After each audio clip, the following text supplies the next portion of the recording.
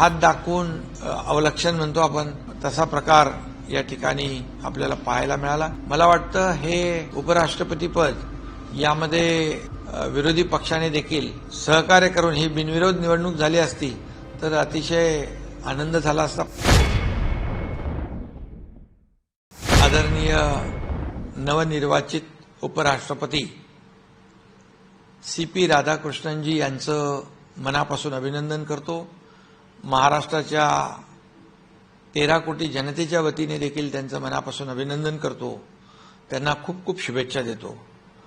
आम्हाला सगळ्यांनाच आनंद आणि अभिमान आजच्या दिवशी सगळ्यांचं जे काही या महाराष्ट्राला त्यांनी मार्गदर्शन केलं, राज्यपाल म्हणून त्यांनी जे आम्हालाही मार्गदर्शन केलं आणि महाराष्ट्रासाठी जे काम केलं, खऱ्या अर्थाने हा महाराष्ट्राचा बहुमान आहे आणि म्हणून मी त्यांना पुन्हा एकदा मनापासून त्यांचं अभिनंदन करतो, मनापासून शुभेच्छा देतो।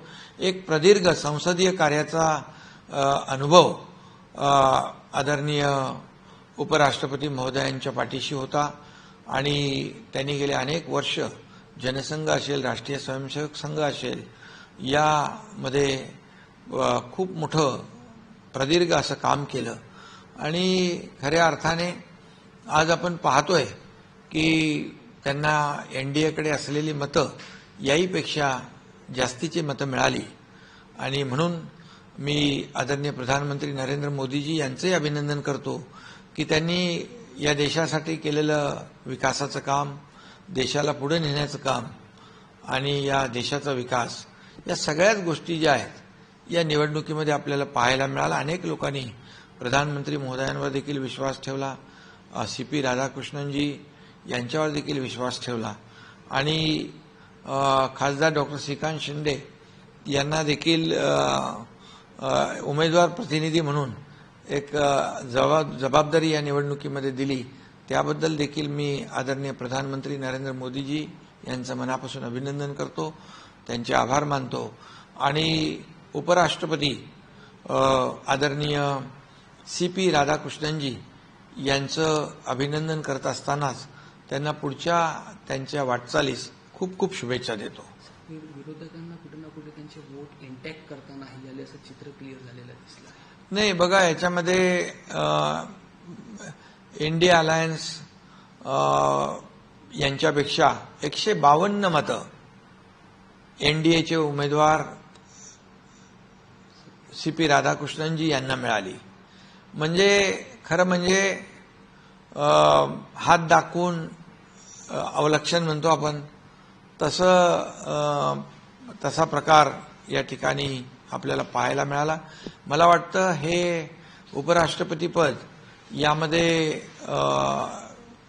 विरोधी पक्षाने देखील सहकार्य करून ही बिनविरोध निवडणूक झाली असती तर अतिशय आनंद झाला असता। परंतु ठीक आहे, 152 मतांचा फरक म्हणजे खूप मोठा फरक या ठिकाणी आपण पाहिला। त्यामुळे मोदीजींवर असलेला विश्वास, त्यांच्या कामावर असलेला विश्वास आणि एक उमेदवार म्हणून देखील CP राधाकृष्णन यांची जी कारकीर्द आहे, उज्ज्वल कारकीर्द, याच्यावर देखील लोकांनी विश्वास ठेवला आणि अधिकची मतं या निवडणुकीमध्ये आमच्या NDAच्या उमेदवारांना उपराष्ट्रपती पदाच्या CP राधाकृष्णन यांना मिळाली। मी त्यांचं मनापासून खूप खूप अभिनंदन करतो। सर, येणाऱ्या काही महिन्यांमध्ये या इलेक्शन नंतर असं बोललं जात होतं, येणाऱ्या काही महिन्यांमध्ये देशाचं राजकारण चेंज होऊ शकतो, बदलू शकतं, महाराष्ट्राच्या राजकारणावर देखील खूप मोठा इम्पॅक्ट पडू शकतो या गोष्टीचा। कोणी नाही, यामध्ये तर महाराष्ट्रामध्ये तर आमचं एकदम स्थिर सरकार आहे, 232ची थम्पिंग मेजॉरिटी आहे आणि त्यामुळे अतिशय महायुती, देवेंद्रजी मुख्यमंत्री आहेत, आम्ही देखील, मी आहे, अजितदादा आहे, आम्ही टीम म्हणून काम करतोय आणि राज्याला पुढे नेण्याचं काम करतोय। राज्यामध्ये विकासाला जी काही गतिमान विकास आपण म्हणतो ते देखील इथं पाहायला मिळतंय आणि आदरणीय प्रधानमंत्री नरेंद्र मोदीजी यांचं देखील या महाराष्ट्राला नेहमीच सहकार्य राहिलेलं आहे आणि त्यांचं देखील योगदान या ठिकाणी आम्हाला मिळतंय। त्यामुळे महाराष्ट्राचा विकास अतिशय वेगवान पद्धतीने होतोय.